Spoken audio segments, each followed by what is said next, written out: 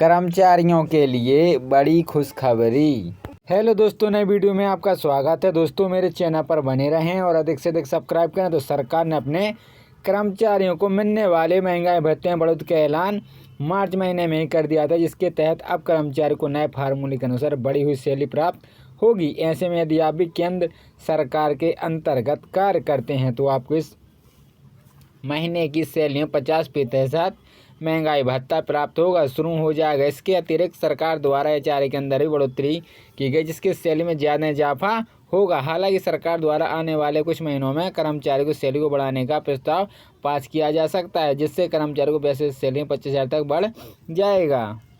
कर्मचारियों की सैलरी के नियम के अनुसार मिलती जो साल 2014 में जारी किया गया, तो उसके अंतर्गत बहुत सारे ऐसे प्रावधान किए गए जो सरकारी कर्मचारियों को अच्छी सैलरी प्राप्त करने के हक में बात है। किसी अनुसार कर्मचारियों को हर साल 2 बार डीए को बढ़ोतरी होती मिलती है। हालांकि अब सरकार ने मार्च महीने में कर्मचारियों की महंगाई भत्ते को 50% बढ़ा दिया है। पिछले कुछ सालों को सरकार हर 6 महीने के अंतराल पर 4% महंगाई भत्ते में बढ़ोतरी कर रही थी, जिसके तहत पहले कर्मचारी को 38%, फिर 42 और 46 और अब जनवरी 2024 से 50% महंगाई भत्ता मिलेगा। यह महंगाई भत्ता कर्मचारियों को जून 2024 की सैलरी तक प्राप्त होगा। हालांकि कर्मचारियों को जनवरी 2024 से ही महंगाई भत्ते में 50% बढ़ोतरी होने का आदेश था, लेकिन सरकार ने बढ़ोतरी की घोषणा मार्च 2024 में की। ऐसे कर्मचारी को मार्च की सैलरी में 50% महंगाई भत्ते तो मिल ही है, साथ में जनवरी फरवरी का डीए एरियर भी कर्मचारी को दिया गया है।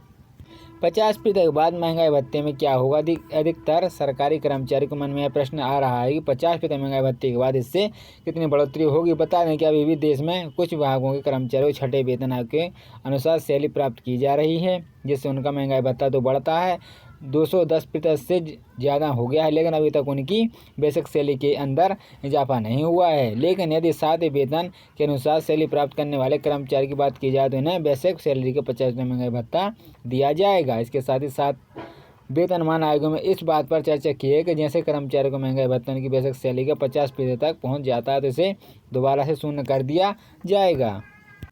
यानी कर्मचारी को 50% महंगाई भत्ता मिलने के बाद 0% से दोबारा शुरू किया जाएगा। लेकिन सरकारी कर्मचारी से कोई घाटा नहीं होगा, क्योंकि इन्हें भी कहा कि 50% महंगाई भत्ता पहुंचने के बाद मिलने वाली सैलरी को बेसिक सैलरी में बना दिया जाएगा। यानी यदि किसी कर्मचारी की बेसिक सैलरी फिलहाल 18,000 रुपये महीना है तो वह 50% महंगाई भत्ता प्राप्त करके 9,000 अतिरिक्त कम रहा है, तो जैसे ही महंगाई भत्ते को जीरो किया जाएगा, बेसिक सैलरी को 18,000 रुपये महीने से बढ़ाकर 27,000 रुपये महीना कर दिया जाएगा।